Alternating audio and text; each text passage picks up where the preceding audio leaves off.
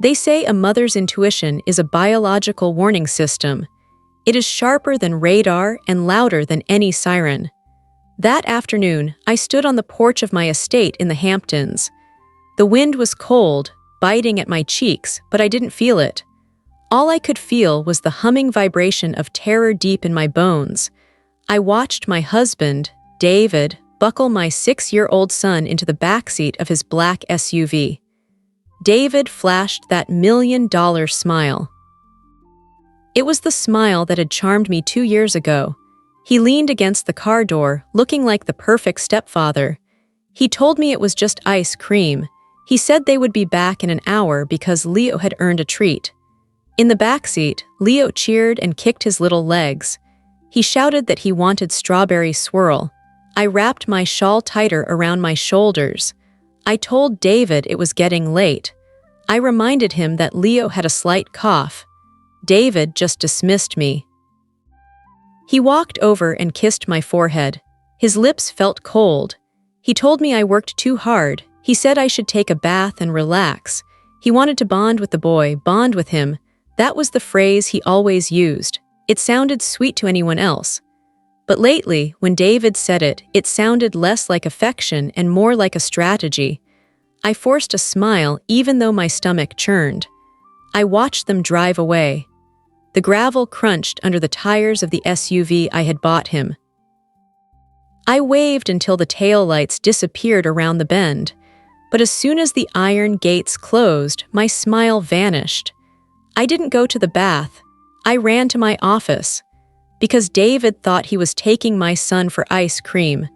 But I knew where he was really going, and I knew that if I didn't stop him, I would never see my son again. Welcome to Black Women's Soul Stories.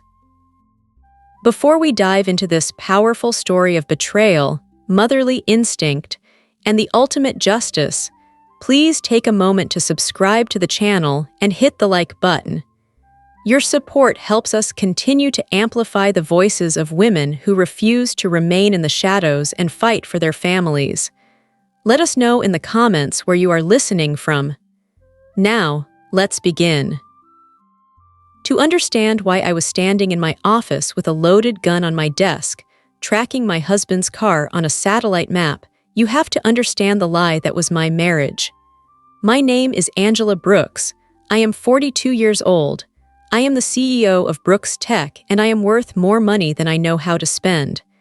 But for the last 2 years, I have been the poorest woman in the world because I was starving for love. I met David at a charity gala. He was charming. He was attentive. He didn't seem intimidated by my success. He told me he was an art consultant. I later learned that was code for unemployed with expensive taste. But back then, I was lonely. I was a single mother raising a son, Leo, in a world that wanted to tear us down. David felt like a safe harbor. He played catch with Leo. He read him bedtime stories. He made me feel like I finally had a partner. But money is like a magnifying glass. It reveals who people really are. The cracks started to show 3 months ago. It began in the office of my family attorney, Mr. Henderson. We were there for a routine update to my estate plan. My company had just gone public, and my net worth had tripled overnight. I remember the meeting vividly. The rain was lashing against the windows of the skyscraper. David was sitting next to me, holding my hand. His palm was sweaty. Mr. Henderson sat across from us. He was an old man who didn't trust easily. He opened a thick file. He looked at me, then he looked at David over the rim of his glasses. He explained the new structure of the trust. He said that in the event of my death, 98% of my assets would go directly to Leo. The money, the property, the stocks, everything would be locked in a trust until Leo turned 25. I felt David's hand stiffen in mine. It was a tiny movement, but I felt it. Then Mr. Henderson explained David's portion. He said that per the prenuptial agreement, David would receive a monthly allowance of $5,000 for 3 years. After that, he would be expected to support himself. The silence in the room was deafening. David leaned forward. His charming smile faltered. He asked, with a voice that was a little too tight if that was standard. He said he was the father figure.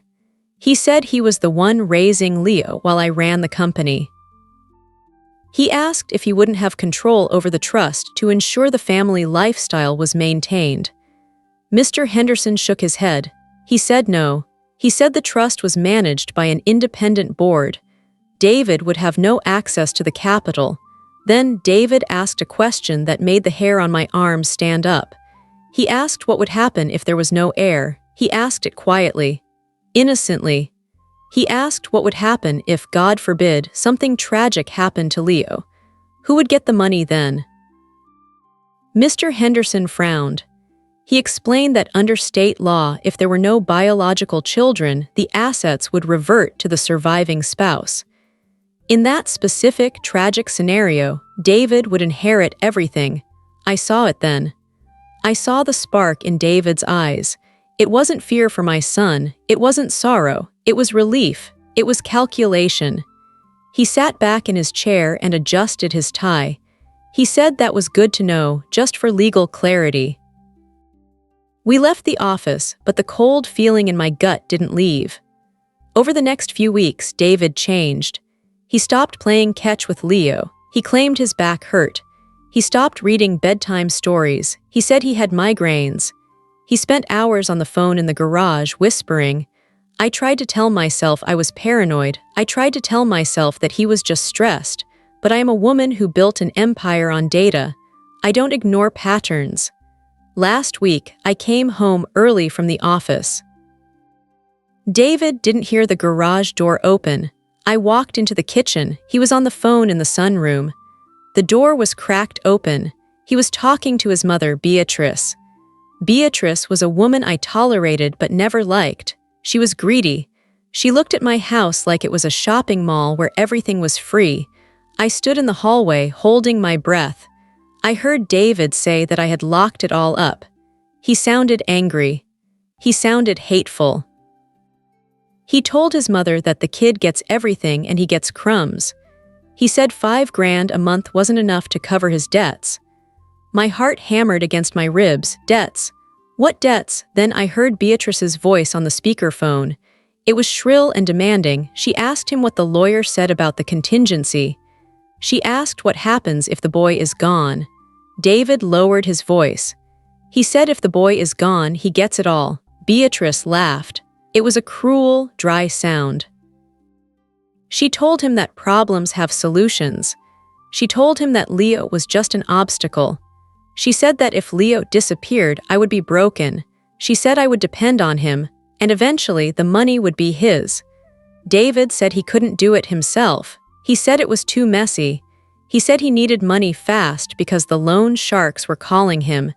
He said he owed bad people a lot of money from his bad investments. Beatrice told him to stop being a coward.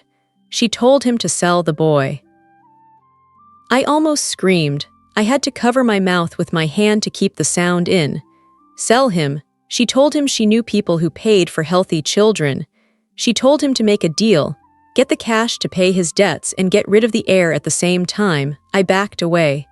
I ran to my office and locked the door. I shook so hard I could barely stand. My husband and his mother were plotting to traffic my son. I wanted to call the police.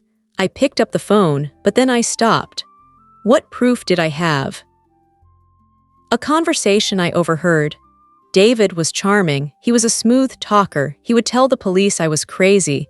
He would say he was joking. He would say I was a jealous, overworked woman. And if he got out on bail, if he ran, he might take Leo. He might hurt him just to spite me. No, I needed evidence. I needed something undeniable. I needed to catch him in the act. I am a tech genius. I didn't build secure networks for the government by being passive. I went to my computer. I accessed the private server of my company. I pulled up a piece of spyware we developed for high-level corporate espionage. I typed in David's phone number. I breached his phone. Within minutes, I had access to everything. His texts, his calls, and his microphone. I put on my headphones. I listened to him that night.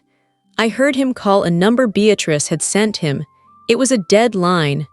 The contact she gave him didn't exist anymore. David was pacing in the garage.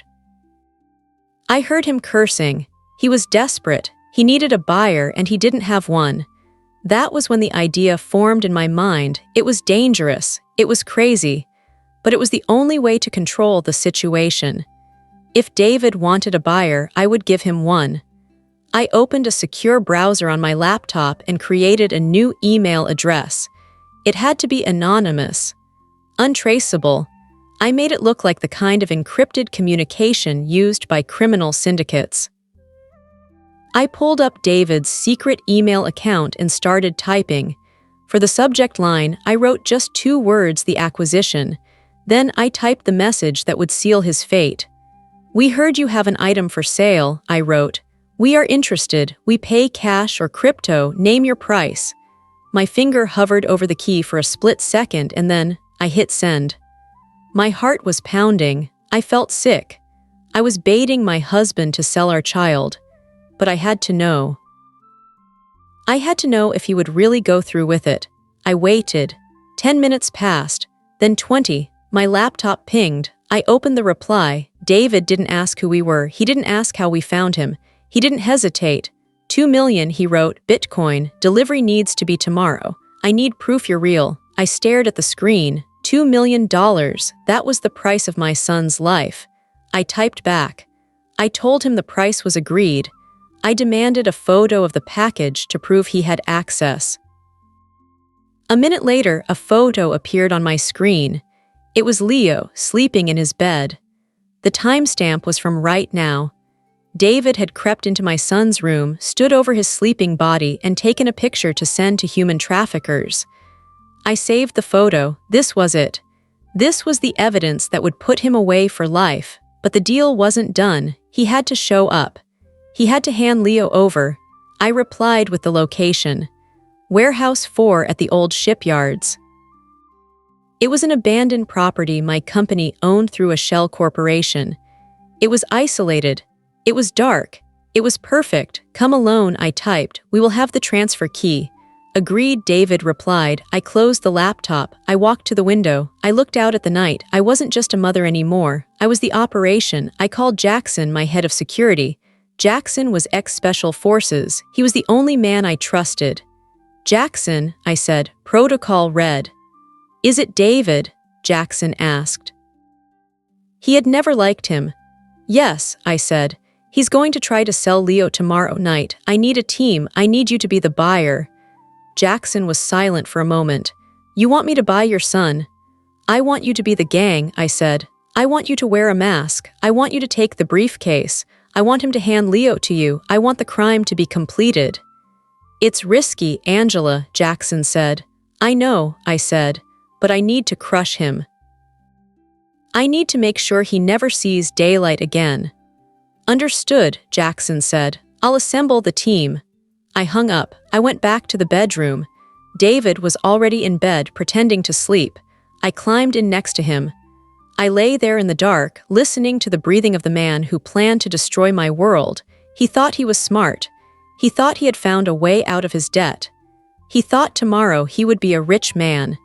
He didn't know that the gang leader he was going to meet was on my payroll. He didn't know that the warehouse was wired with cameras, and he didn't know that his wife was the one pulling the strings. The next morning, David was cheerful. He whistled as he made coffee. He told Leo they were going on a special trip. He told him they were going for ice cream. Ice cream, Leo cheered. You're the best, David. I smiled at David over my coffee cup. Have fun, I said. Take care of him. With my life, David said. He lied so easily. I watched them leave. And now I am here. In my office, watching the red dot on the screen move toward the shipyards, I grabbed my keys. I grabbed my gun. David was driving toward a payday, but he was about to crash into a wall. I walked out to my car. It was time to go to the warehouse. It was time to close the deal. The next morning, the sun rose over the Hamptons with a mocking brilliance. The sky was a sharp, unrelenting blue, the kind that usually promised a day of leisure and laughter. but inside my chest, a storm was raging. I moved through my morning routine like a ghost haunting my own life. Shower, coffee, emails. I checked the stock market, approved a press release, and scheduled a board meeting, all while a ticker tape of my husband's betrayal ran through my mind. 2 million, Bitcoin, delivery tomorrow. David came down to the kitchen at 9 a.m. sharp. He was whistling. It was a cheerful, carefree tune that grated on my nerves like sandpaper. He poured himself a cup of coffee and leaned against the counter, watching Leo eat his cereal. "Hey, champ," David said, ruffling Leo's hair. "Ready for a big day?" Leo looked up, milk dripping from his chin. "Are we still going for ice cream?" "You bet," David grinned. "And maybe the arcade after. How does that sound?" "Yay," Leo cheered. I stood by the window, my back to them, clutching my mug so tight I thought the ceramic might shatter. How could he do it? How could he look into that innocent face, hear that laughter, and plan to sell it to the highest bidder? It wasn't just evil, it was a profound, soul-deep corruption that I couldn't comprehend. "Don't spoil him too much," I said, forcing my voice to remain steady. I turned around and smiled. It was the hardest thing I had ever done. "He has school tomorrow." "School can wait," David winked at Leo. "Today is about us men bonding, right, Leo?" "Right," Leo shouted. I walked over and kissed Leo on the forehead. "Be good, baby. Listen to David." "I will, Mommy." I looked at David. "I'm going into the city. I have meetings all day. I probably won't be back until late." This was part of the plan. I needed him to think the house was empty. I needed him to feel unobserved. "Take your time," David said, his eyes gleaming. "We'll be fine, just me and the boy." I left the house without looking back. If I had looked back, I might have screamed. I might have tackled him and beaten him until he confessed. But I needed the evidence. I needed the handover. I drove to the city, but I didn't go to my office. Instead, I went to a nondescript building in Hell's Kitchen. It was a safe house I maintained for high-risk employees, a place off the grid, equipped with military-grade surveillance gear. Jackson was already there. He was sitting in front of a wall of monitors, his face illuminated by the blue glow of data streams. "We're live," Jackson said as I walked in. "Tracker is active, audio is clear, camera feeds from the warehouse are up." I looked at the screens. One showed a map of the city with a pulsing green dot, Leo. Another showed the interior of David's car, courtesy of a micro camera I had planted in the rearview mirror months ago for security reasons. And the third showed the interior of Warehouse 4. It was empty, dusty, silent. "The team is in position," I asked. "Alpha team is hidden in the rafters," Jackson said. "Bravo team is outside in the perimeter. We have eyes on every exit. He won't get within a mile of that place without us knowing." "And the buyer?" I asked. Jackson pointed to a chair in the corner. Draped over it was a heavy black trench coat and a high-tech voice modulation mask. "Ready when you are," he said. We spent the next few hours watching. Watching David drive Leo to the park. Watching him buy the ice cream. Watching him laugh and play on the swings. It was sickening. It was a performance. Every smile, every push of the swing was a lie designed to lull Leo into trusting him. "He's good," Jackson muttered. "Scary good." "He's a sociopath," I said. "He doesn't feel anything. He's just mimicking human behavior." At 4 p.m., the tone shifted. David checked his watch. He checked his phone. I saw the text message appear on my screen, the one I had scheduled to send from the fake buyer account. "The transfer is ready. We are at the location. Do not be late." David's demeanor changed instantly. The playful dad vanished. His jaw set. His eyes went cold. "All right, Leo," we heard him say through the car's audio feed. "Fun's over. We have to go meet a friend." "A friend?" Leo asked. "But I want to go to the arcade." "We'll go later," David snapped. "Get in the car." He practically threw Leo into the backseat. He slammed the door. He got into the driver's seat and peeled away from the curb. "He's moving," Jackson said. heading toward the highway. "Let's go," I said. We left the safe house and got into Jackson's armored SUV. We followed at a distance, tracking the green dot on the tablet. The drive to the shipyards was tense. The sun began to set, painting the sky in bruises of purple and black. The city lights flickered on, indifferent to the drama unfolding in their shadows. "Angela," Jackson said quietly, "are you sure you want to do this? We can intercept him now. We have enough for conspiracy." "No," I said, staring at the dot. "Conspiracy gets him 5 years, maybe 10 with good behavior. I want him gone forever. I need him to hand the child over. I need him to complete the transaction." "It's risky," Jackson warned. "Leo will be scared." "Leo is tough," I said, though my voice wavered. "He's my son. He'll survive fear. He wouldn't survive a father who wants to kill him." We arrived at the shipyards ahead of David. We parked in the shadows of a stack of shipping containers, hidden from view. I put on a pair of dark sunglasses, even though it was night. I needed to hide my eyes. I needed to hide the rage. I checked the live feed on the tablet one last time. The warehouse was silent. The trap was primed. "Let's move," I whispered. We slipped out of the SUV and moved toward the rusted side door of Warehouse 4. Jackson signaled his team. 2 men melted into the shadows near the entrance. 2 more climbed the external ladder to the roof. Jackson put on his mask. He put on the heavy trench coat. He transformed from my security guard into a nightmare. I climbed the metal stairs to the catwalk. It was the same vantage point I had visualized 1,000 times. I crouched behind a steel beam, looking down at the empty concrete floor. The single light bulb buzzed overhead. And then we waited. At 9:55 p.m., the sound of an engine cut through the silence. Headlights swept across the corrugated metal walls. The black SUV rolled in, tires crunching on the gravel and broken glass. It stopped directly under the light. David got out. He looked nervous. He was sweating, wiping his palms on his jeans.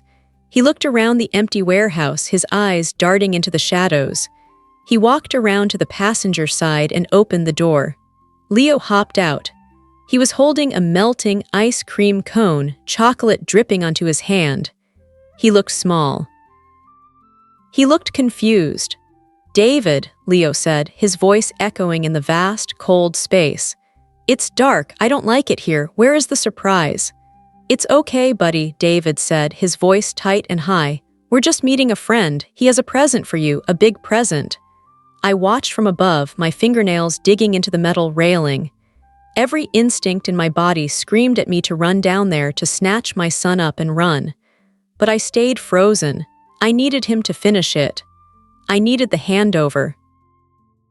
From the shadows near the loading bay, Jackson emerged. He walked heavy, his boots thudding against the concrete. The mask covered his entire face. He looked terrifying. David jumped. He pulled Leo back slightly, then pushed him forward again. Who are you?" David stammered. "I'm the buyer," Jackson said. His voice was deep, distorted by the modulator in the mask.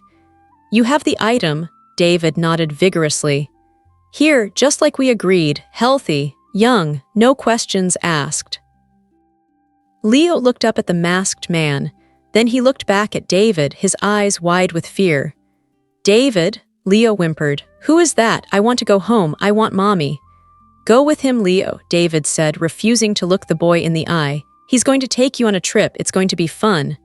"No," Leo cried, grabbing David's leg. "I don't want to go. I want mommy." David peeled Leo's small fingers off his pants. He looked desperate. He looked at the briefcase in Jackson's hand. "Go."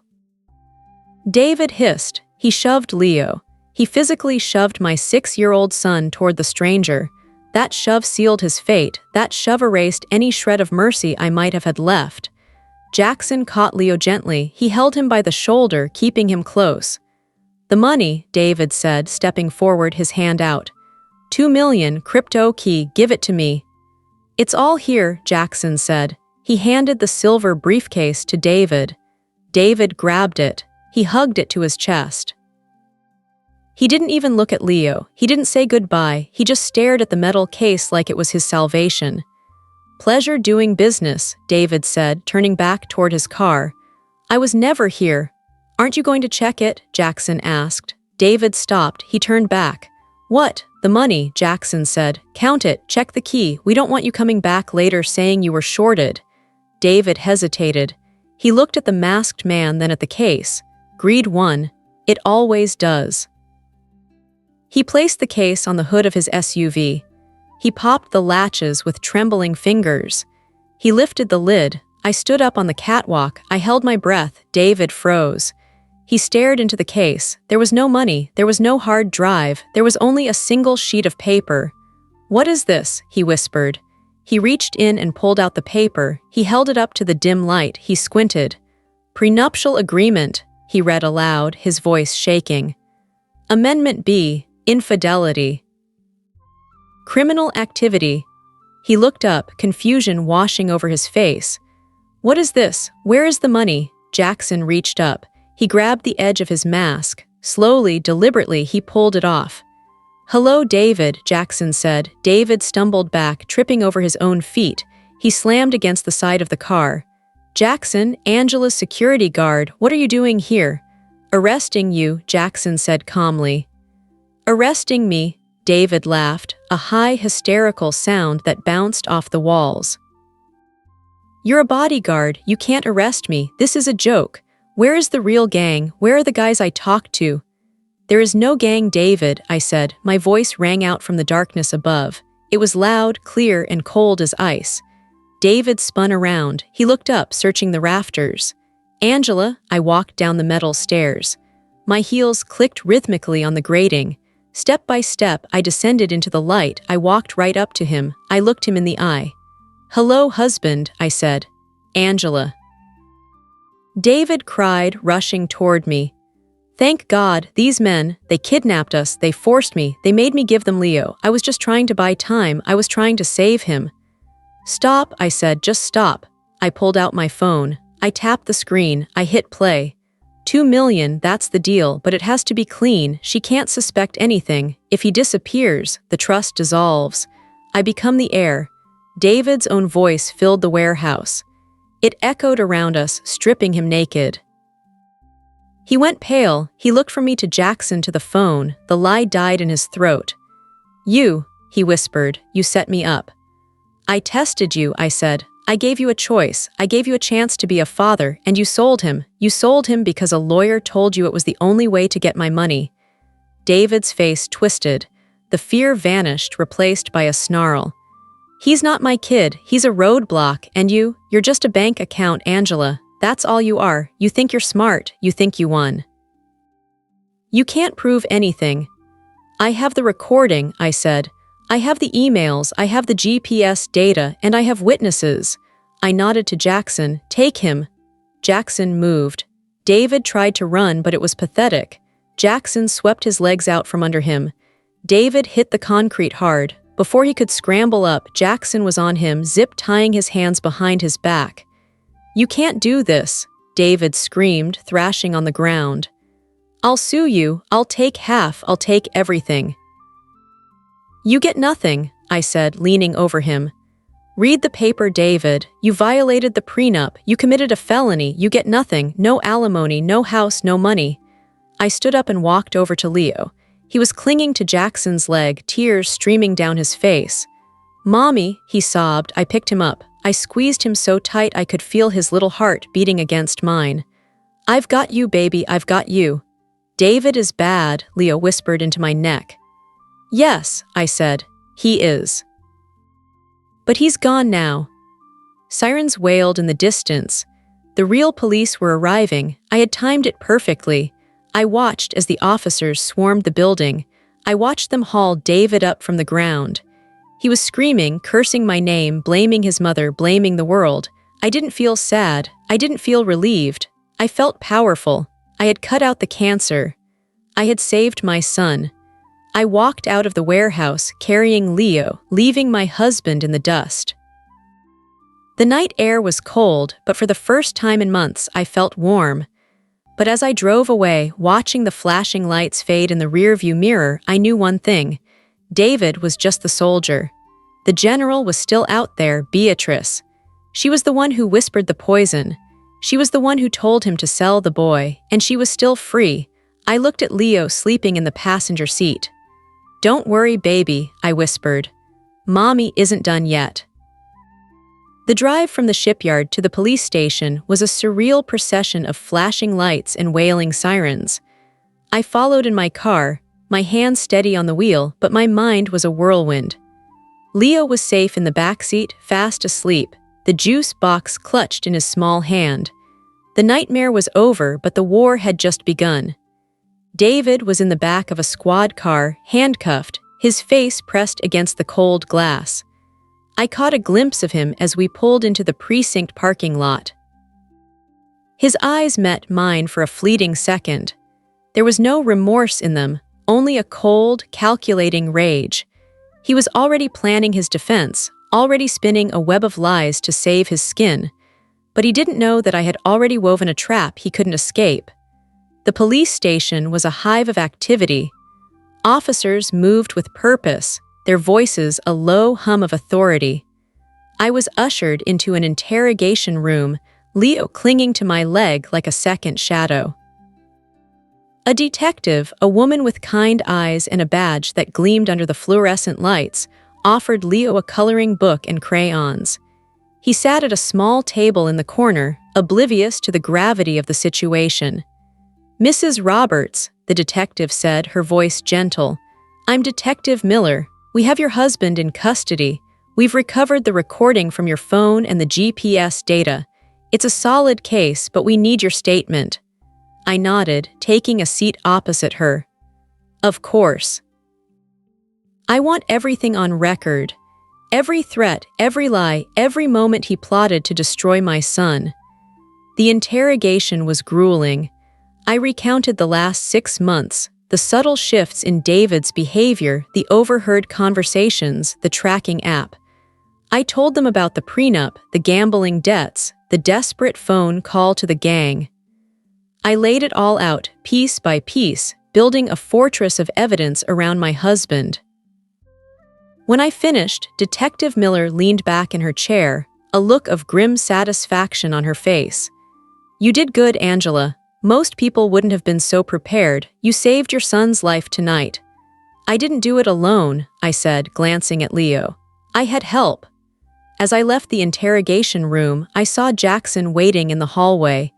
He had changed out of his tactical gear into a suit, looking every bit the professional security consultant. He gave me a curt nod.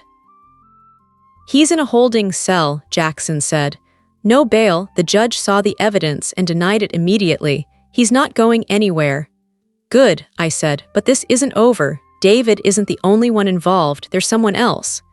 Jackson raised an eyebrow. "His mother, Beatrice," I confirmed. "She's the one who pushed him. She's the one who planted the idea in his head. She's just as guilty as he is." I pulled out my phone and dialed a number. It rang 3 times before a voice answered. It was cold, sharp, and dripping with disdain. "Hello, Beatrice," I said. "It's Angela." There was a pause. "Angela, to what do I owe the pleasure? David isn't answering his phone. Is he with you?" "David is indisposed," I said, my voice icy. "He's currently a guest of the state, attempted kidnapping, conspiracy to commit murder, human trafficking." Silence, then a scoff. "Don't be ridiculous. David would never do such a thing. You're hysterical." "I have the recordings, Beatrice," I said. "I have him on tape discussing the sale of my son, and I have him mentioning you, mentioning how you told him that if Leo was gone, the money would be his." The silence stretched longer this time. I could hear her breathing short, shallow breaths. "You're lying," she whispered. "The police are on their way to your house right now," I lied. "They have a warrant. They're going to seize your assets, your bank accounts, everything. You're going to lose it all, Beatrice, just like David." "You can't do this," she shrieked. "I'm an old woman. I didn't do anything." "You raised a monster," I said. "And you fed him poison. You're going to pay for that." I hung up. I didn't know if the police would actually charge her. Conspiracy was hard to prove without direct evidence. But I knew one thing: Beatrice cared about her money more than anything. The thought of losing it would haunt her for the rest of her miserable life. I walked out of the police station, Leo's hand in mine. The sun was starting to rise, painting the sky in shades of pink and orange. It was a new day, a new beginning, but the battle wasn't over. The divorce proceedings would be brutal. David would fight for every penny, using every dirty trick in the book. He would try to paint me as unstable, paranoid, and unfit. He would drag my name through the mud, but I was ready. I was Angela Brooks. I had built an empire from nothing. I had faced down boardrooms full of sharks and come out on top. David was just another obstacle, another glitch in the system that needed to be patched. I looked down at Leo. He was watching a seagull soar overhead, a look of wonder on his face. He was safe, he was whole, and as long as I had breath in my body, I would keep him that way. "Mommy," Leo said, tugging on my hand. "Can we get ice cream now?" I laughed, a genuine, bubbling sound that surprised me. "Yes, baby, we can get all the ice cream you want." We walked to the car, leaving the shadow of the police station behind us. The nightmare was over, but the story was just beginning. And this time I was writing the ending. The days following David's arrest were not quiet. They were a hurricane of legal briefs, subpoenas, and media frenzy. The story of the ice cream kidnapping had leaked. It was everywhere. News vans camped outside the gates of my estate like vultures waiting for a carcass. They wanted a glimpse of the billionaire mother who had taken down a trafficking ring. They wanted the hero. But inside the house, I didn't feel like a hero. I felt like a fortress under siege. I sat in my library, the heavy oak doors closed against the world. Across from me sat Mr. Henderson, my attorney. He looked tired. His usually crisp suit was rumpled, and there were dark circles under his eyes. On the desk between us lay a mountain of paperwork. "He's pleading not guilty," Henderson said, rubbing his temples. "His public defender is aggressive. They're claiming entrapment. They're claiming you orchestrated the whole thing to void the prenup and get full custody without paying alimony." I laughed. It was a dry, humorless sound. "Entrapment, I have him on tape selling a child." "They're saying the tape is doctored," Henderson sighed. "They're saying the gang was your private security, which technically they were. They're arguing that since no actual traffickers were present at the handover, no crime was actually committed, just a role play that got out of hand." My blood boiled. "Role play? My son was terrified. He was crying." "I know, Angela, I know," Henderson held up a hand. "But the law is a blunt instrument. David is charming, he presents well, and his mother has hired a PR firm." "Beatrice," I asked, my voice sharp. "With what money?" "She took a second mortgage on her house," Henderson said. "She's going all in, she's giving interviews. She's painting David as the victim of a controlling, paranoid, powerful woman who wanted to destroy him because he asked for a divorce." I stood up and walked to the window. I looked out at the sprawling lawn where Leo was playing with Jackson. My son was safe. He was laughing. He didn't know that his name was being dragged through the mud on national television. "She wants a war," I whispered. "I'll give her a war." I turned back to Henderson. "Freeze his accounts, every single one. The joint account, the credit cards, the emergency fund I set up for him. Cut him off. If he wants a lawyer, let him pay for it with cigarettes." "Already done," Henderson said. "But Angela, the court of public opinion is dangerous if the jury pool gets tainted." "I don't care about the jury pool," I snapped. "I care about the truth. Get me everything on Beatrice. Her finances, her past, her medical records. If she wants to play dirty, I'll show her what mud really looks like."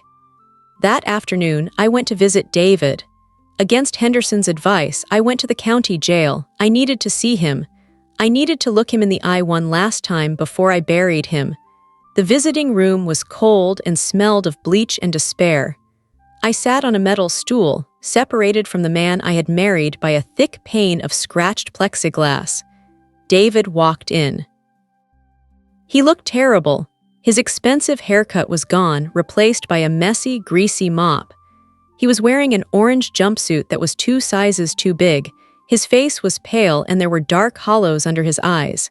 He sat down, he picked up the phone, he smiled. It was a terrifying sight. The smile didn't reach his eyes, it was a baring of teeth. "Hello, wife," he said. His voice was tinny through the receiver. "David," I said calmly. "You look well-rested." "The bed is a little hard," he shrugged. "But I'm catching up on my reading. My lawyer says I'll be out in 6 months. Entrapment is a tricky thing to prove, Angie." "You're delusional," I said. "I have the GPS data, I have the recording." "You have a recording of me talking to, who exactly?" David leaned forward, his breath fogging the glass. "An anonymous voice, a voice that was generated by a computer. My expert says the audio is inconclusive. He says it could be a deepfake. You own a tech company, Angela. You could make me say anything." I stared at him. The audacity was breathtaking. He actually believed his own lies. He had rewritten reality in his head to make himself the victim. "And Leo?" I asked. "What about Leo? He remembers." "Leo is 6, David scoffed. "He's traumatized. Kids make things up. I'll say we were playing a game, spies and robbers. He loves that game. I was just being a fun dad." My hand tightened around the receiver until the plastic creaked. "You are a monster." "I'm a survivor," David hissed. "And you made a mistake coming here. You look scared, Angela. You realize you overplayed your hand. You realize that without a conviction the prenup stands, and if I get acquitted, I'm coming for half the company, half the house, half of everything." I looked at him. I looked at the greed that still burned in his eyes, even in this cage, and suddenly the fear evaporated. I leaned in close to the glass. "David," I said softly, "you think this is about money. That's your problem. You've always thought everything was about money." I reached into my purse and pulled out a folded piece of paper. I held it up to the glass. It was a bank statement, not mine, his mother's. "Beatrice Roberts," I read. "Savings account balance $12.40. Second mortgage approved. Interest rate predatory." David's smile faltered. "What is that?" "This," I said, "is your defense fund, or rather, what's left of it. Your mother mortgaged her house to pay for your PR firm, but she forgot something. She has a gambling problem too, doesn't she? Online slots, nasty habit." David's eyes widened. "How do you know that?" "I know everything," I said. "I know she took the mortgage money and went to a casino in Atlantic City last weekend. She lost it all, David, every cent. Your lawyer hasn't been paid. Your PR firm quit this morning." David slammed his hand against the glass. "You liar." "Check your messages," I said coldly. "Oh wait, you don't have a phone." I stood up. "You're alone, David. No money, no lawyer, no mommy to save you. It's just you and the truth now, and the truth is heavy." I hung up the phone. I didn't look back as I walked out. I could hear him screaming behind the glass, a muffled, impotent sound. When I got back to the car, Jackson was waiting. "How did it go?" he asked. "He's breaking," I said. "But he's not broken yet. We need to find the loan sharks." Jackson frowned. "The ones he owed money to, why?" "Because," I said, buckling my seatbelt. "David is terrified of them, more than he's terrified of prison. If we find them, if we get them to testify that David tried to pay them with kidnapping money, that's the nail in the coffin. That proves motive beyond any doubt. No jury will believe the role-play story if actual gangsters confirm the debt." "That's dangerous, Angela," Jackson warned. "These aren't nice people." "Neither am I," said, starting the engine. "Not anymore." We spent the next week hunting ghosts. The underworld is a murky place, full of shadows and dead ends. But money is a bright light. It leaves a trail. I used my software to trace David's old burner phone. I found a series of encrypted messages leading to a warehouse in Queens, not the one where the handover happened. A different one. A front for an illegal gambling ring. I sat in the surveillance van with Jackson and his team. On the monitors, we watched the feed from a drone hovering above the building. "That's the place," Jackson said, pointing to a grainy image of a heavy steel door. "Russian mob, low-level but violent. They lend money to desperate idiots like David." "We need leverage," I said. "We can't just walk in and ask them to testify." "I can go in," Jackson said, checking his weapon. "We can raid the place, find their ledgers." "No," I said. "Too messy. We need them to talk willingly." I typed a command into my laptop. I accessed the city's power grid. "What are you doing?" Jackson asked. "I'm turning off the lights," I said. On the screen, the warehouse went dark. The streetlights outside flickered and died. A moment later, the electronic locks on the doors disengaged. "Now," I said, "send in the drone with the speaker." Jackson piloted the small drone through an open vent. Inside the warehouse, the infrared camera showed 5 men sitting around a table, confused, weapons drawn. I activated the microphone. My voice boomed through the drone's speaker, distorted and amplified. "Gentlemen," I said, "you have a problem." The men looked up terrified. They couldn't see the drone in the dark. "Who is that?" one of them shouted. "I am the woman who owns the debt of David Roberts," I said. "He owes you $400,000. I am willing to pay it." The men lowered their guns slightly. "Money talks." "But," I continued, "there is a price. I need a name." "I need the name of the man David spoke to. The man who agreed to take the child." Silence. "If you give me the name," I said, "the money is wired to an offshore account of your choice within 5 minutes. If you don't, well, I also control the fire suppression system in this building, and I hear halon gas removes oxygen very quickly."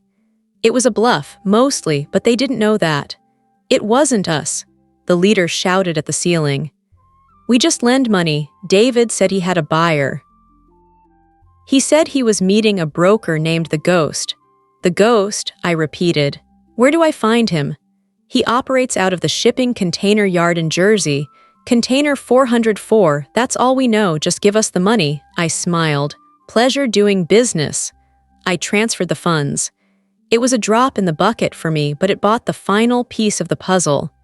"The Ghost," Jackson said, looking at me with respect. "If he exists, he's the middleman. He's the one who sets up the trafficking deals." "Let's go get him," I said. We drove through the night, crossing state lines. The hunt was ending. When we arrived at the Jersey yard, it was silent. Container 404 was rusted and unassuming. Jackson and his team moved in, breaching the door with a silent charge. Inside, there was no criminal mastermind. There was just a kid, a teenager surrounded by servers and monitors. He looked up, terrified, his hands hovering over a keyboard. "Don't shoot," he cried. "I'm just the IT guy." "Where is the Ghost?" Jackson barked. "There is no ghost," the kid stammered. "It's a bot, it's an algorithm. I wrote it to scam people. I pretend to be a buyer, I get the deposit, and I disappear. I never actually take the kids." I stepped into the container. I looked at the screens. It was a scam. A horrifying, evil scam, but a scam nonetheless. David hadn't sold Leo to a gang. He had sold him to a computer program. Was going to hand his son over to nobody. He would have been standing in that warehouse alone, waiting for a buyer that never existed. The realization hit me hard. It was even more pathetic, even more tragic. "So," I said to the kid, "David Roberts, did he pay a deposit?" "Yeah," the kid nodded vigorously. 10 grand, wire transfer, I have the receipt." "Give it to me," I said. The kid printed it out. His hands were shaking. I took the paper. This was it. This was the smoking gun. A direct financial link between David and a site designed for human trafficking. It didn't matter that the site was fake. The intent was real. "You're coming with us," I told the kid. "You're going to be a witness." "For the police?" he asked, terrified. "No," I said, "for me." Armed with the receipt, the testimony of the scammer, and the recordings, I walked back into Mr. Henderson's office the next morning. "It's over," I said, tossing the file on his desk. Henderson read it. His eyes widened. A slow smile spread across his face. "This is decisive," he said. "Attempted trafficking, fraud, conspiracy. With this, he'll be lucky if he sees daylight before he's 80. "Good," I said. "File it and send a copy to his mother." The trial was short. The evidence was overwhelming. David's defense crumbled.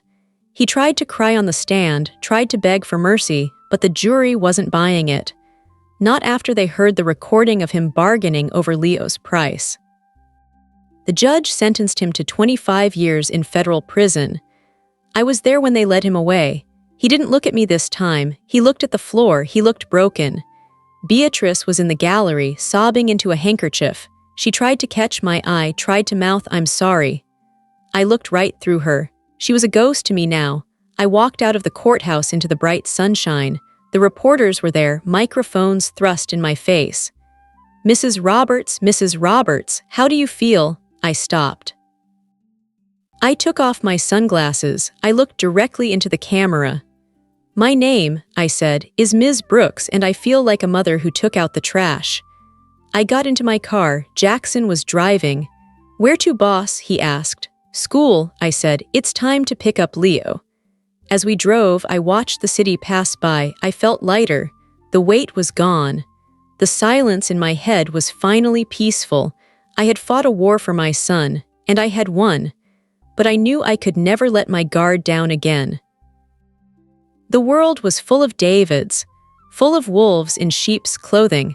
I would be ready. I would always be watching, because I was the bench, I was the foundation, and nothing, absolutely nothing, would ever crack me again. Peace is a seductive liar.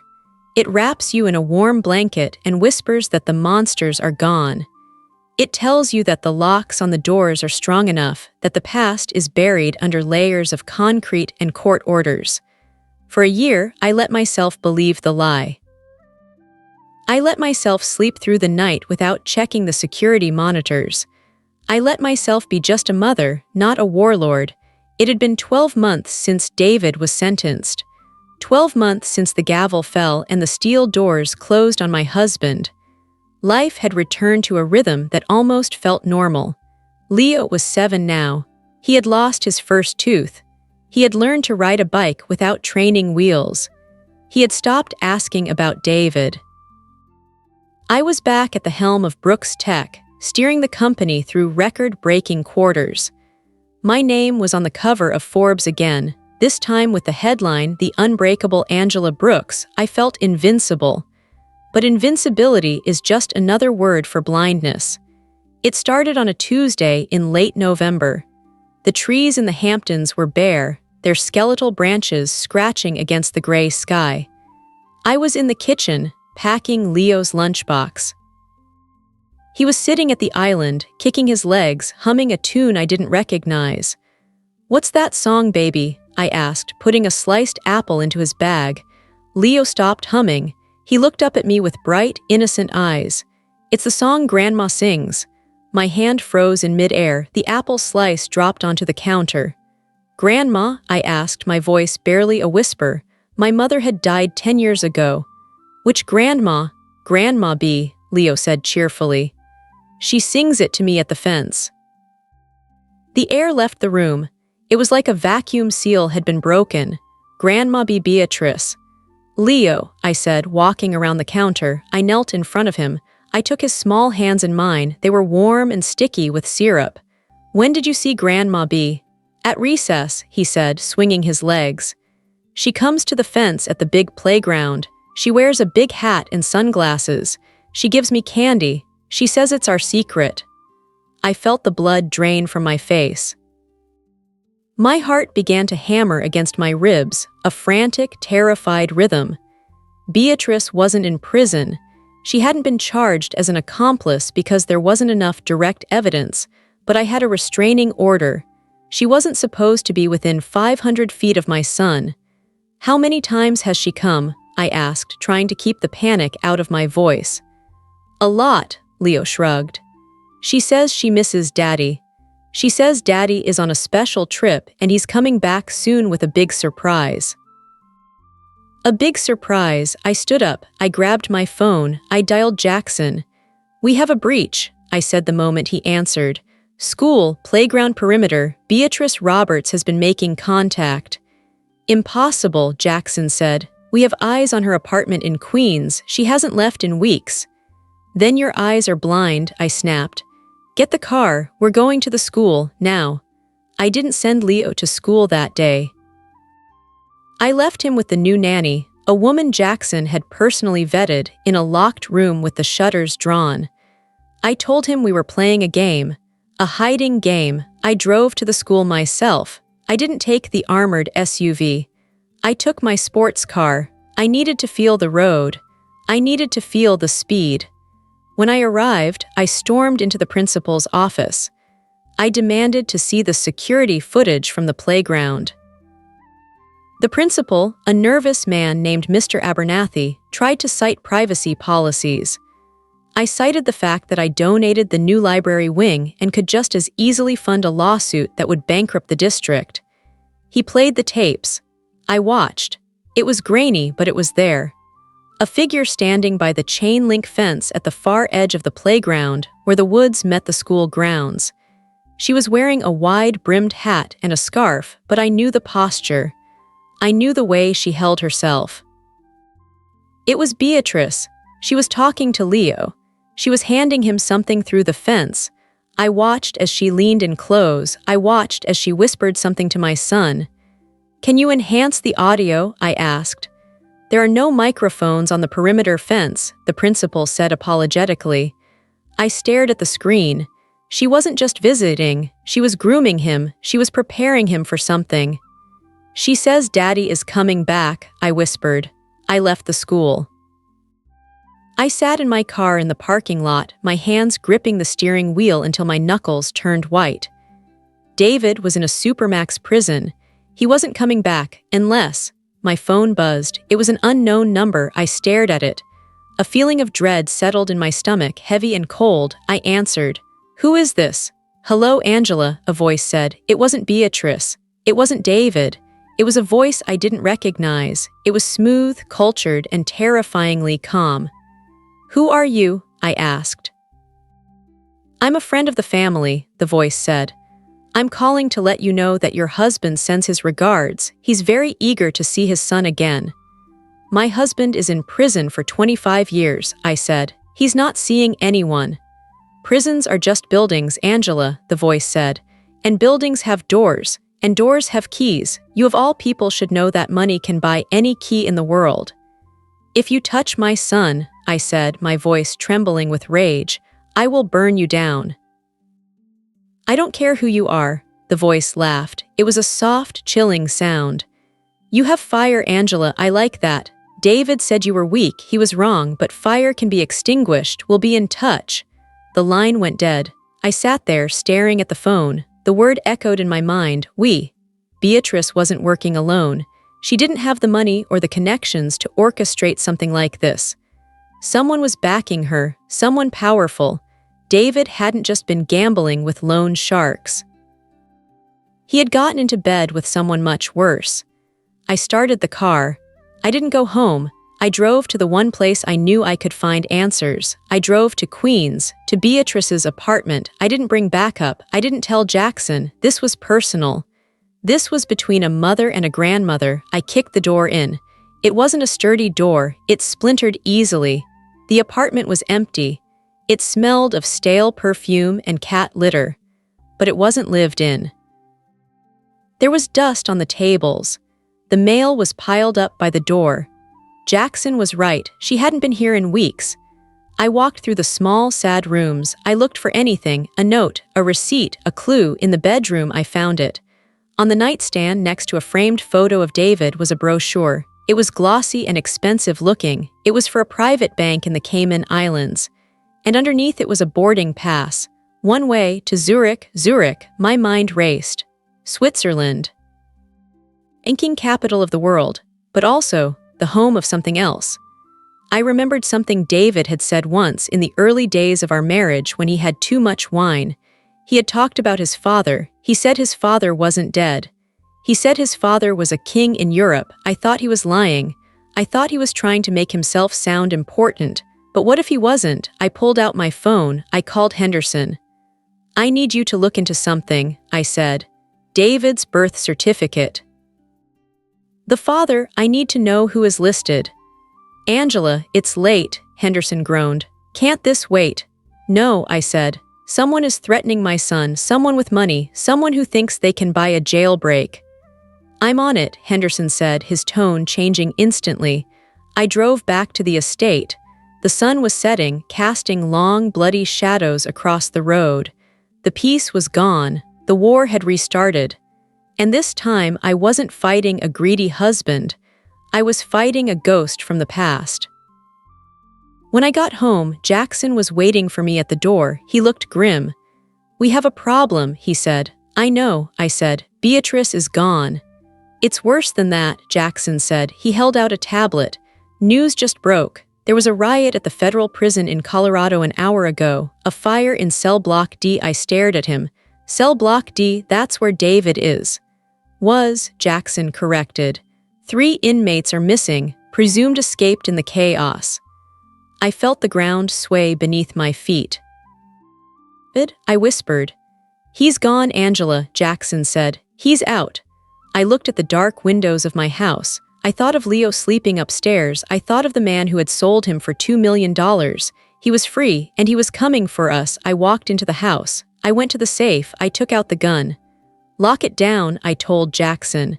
"Perimeter lights, motion sensors, armed guards at every door. No one gets in. No one gets out." "Angela," Jackson said softly, "if he has backing, if he has resources, a house won't stop him." "I know," I said, checking the magazine. "But I'm not hiding in the house, Jackson. I'm turning it into a fortress. And if he wants my son, he's going to have to walk through hell to get him." I looked out at the driveway. The wind howled through the trees. It sounded like a warning. The wolf was back. And this time, he wasn't alone. The first night after David's escape was the longest of my life. I didn't sleep. I sat in a chair facing the front door of my estate, the Glock resting on my knee, watching the security monitors flicker. Every rustle of the wind in the trees sent a jolt of adrenaline through my veins. My house, once a sanctuary, had become a bunker. Jackson had deployed his team in a tight perimeter. We had floodlights turning the night into day. But technology cannot stop a man who has nothing left to lose. Morning came with a gray, lifeless dawn. I checked on Leo. He was sleeping soundly, unaware that his father was now a fugitive hunting him. I went to the kitchen. Jackson walked in looking exhausted. "Any news?" I asked. "The FBI thinks David headed south toward Mexico," Jackson said. "They found a stolen car near the border." "It's a decoy," I said immediately. "He's not going to Mexico. He's coming here. Beatrice isn't looking to hide. She's looking to win. They want Leo." "We're tracing the call you got," Jackson said. "It was routed through a dozen servers, but we traced the origin to a relay tower in New Jersey. They haven't left the country yet." "We need to flush them out," I said. "We can't just sit here and wait for them to breach the gates." "Agreed, but how?" "We use the one thing they want, money." I went to my office and initiated a transfer of $10 million to a traceable cryptocurrency wallet. I made it look like a panic move, like I was liquidating assets to run. I was putting blood in the water. The bite came 3 hours later. My system alerted me to an intrusion. Someone was accessing the wallet using David's old passwords. "Got him," Jackson said, pointing to the screen. "The signal is coming from a warehouse in Red Hook, Brooklyn." "Red Hook is Volkov's territory," I said. "It's a trap." "I know," I said, strapping a compact gun to my ankle. "But traps work both ways. We're going to Red Hook, just you and me." We left the estate in a nondescript sedan, leaving the main security team to guard Leo.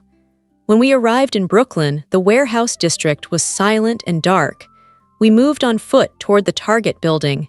Inside, we didn't find David. We found Charles Vance, a disgraced banker who used to work for Beatrice. He was sweating, managing the transfer on a laptop. "Where are they?" I demanded, stepping into the light with my gun raised. Charles screamed and fell out of his chair. I don't know. I'm just moving the money. Don't lie to me, Charles, I said. Where is David? He's moving, Charles cried. They're on a boat, a yacht docked at Pier 59. They're leaving tonight. Leaving for where? International waters, Charles whispered. They're waiting for the boy. Beatrice is bringing him there. They're going to take him to Russia. My stomach dropped. Beatrice wasn't at the school anymore.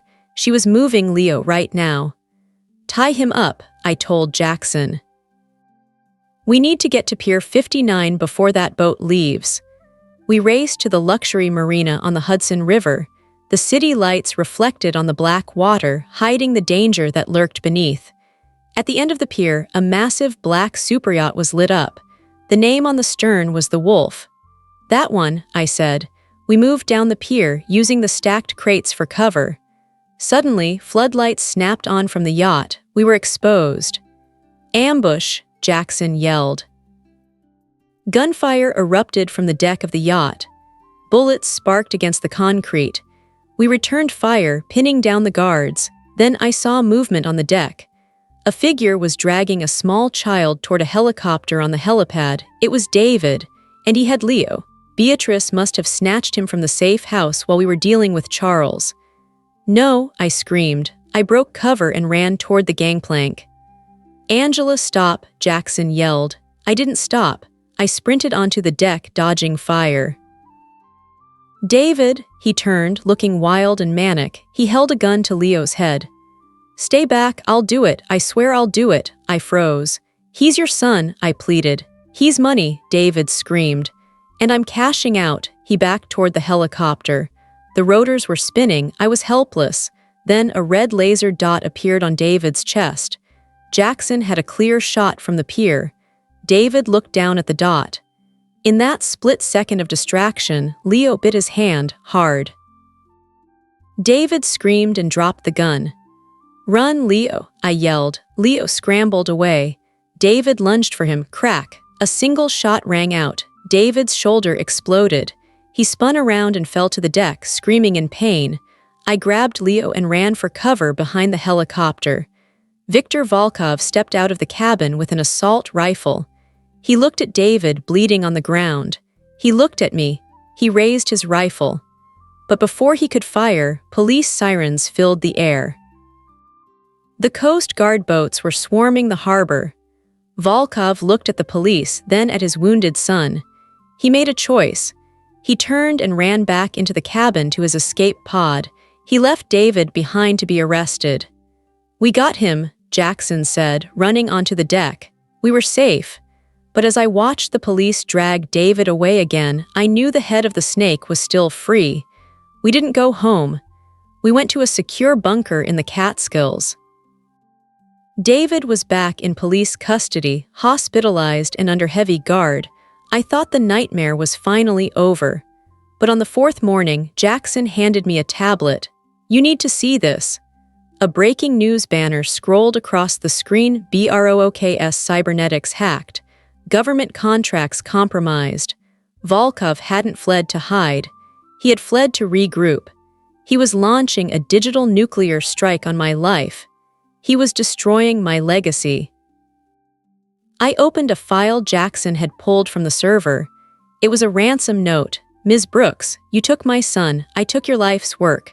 Bring David to me in Geneva within 24 hours or I release your government codes to the world.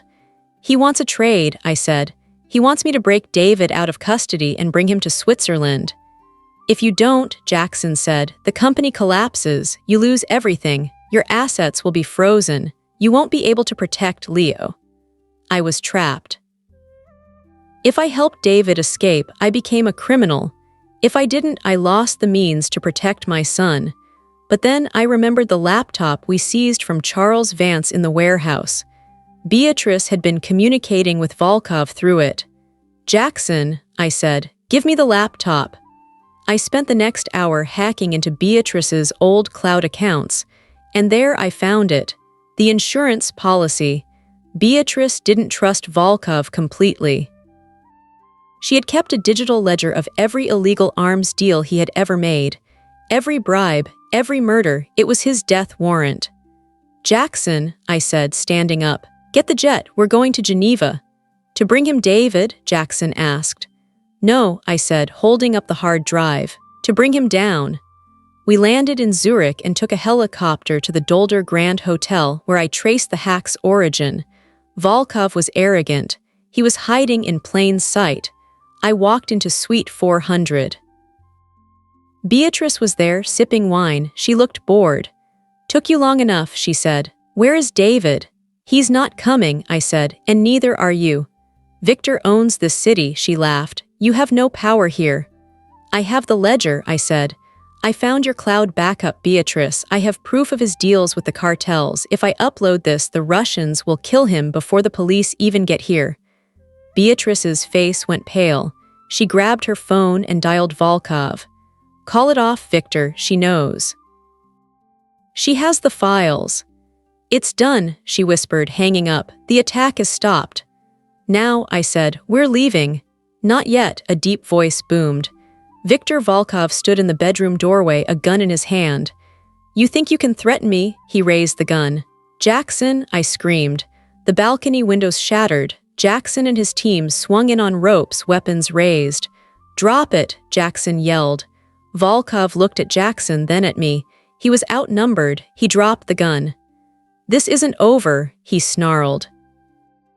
"It is for you," I said. "The Swiss police are on their way, and the CIA." As they were cuffed, I walked out onto the balcony.